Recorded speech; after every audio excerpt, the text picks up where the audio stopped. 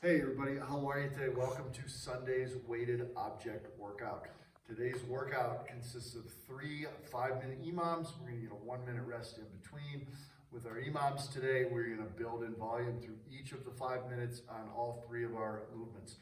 We'll talk about the rep scheme here in a minute, but let's go through our movements first. So our thruster is going to be our first weighted object movement. Your rep scheme here is going to start with 5 reps in the first minute, and for each of the minutes going up to 5 minutes, we're going to increase by 5. So 5, 10, 15, 20, and 25 will be your final set.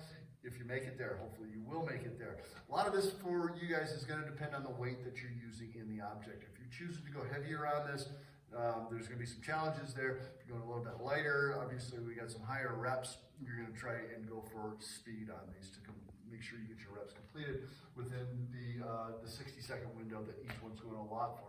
So let's start first with our movement itself. Weighted object, again, we're going to show this with the backpack here. So guys, going to go ahead and clean this up to the shoulders into the front rack position. Feet are in a squat width stance.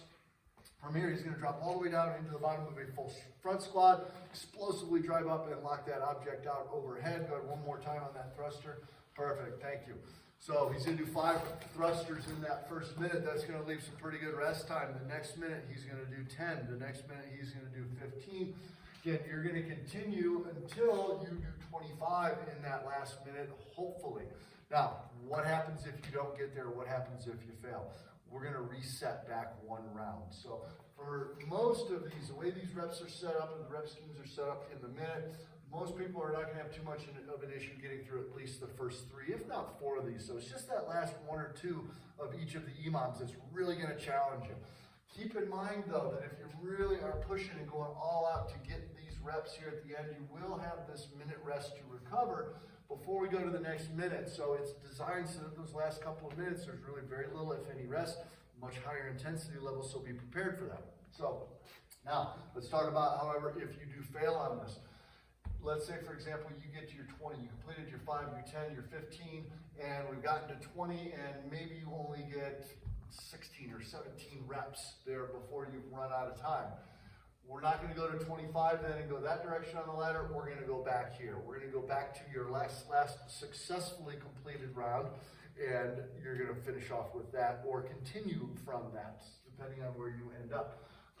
So just reset yourself back to whatever is the doable number there on that one, and that will be the case for all 3 of these as well.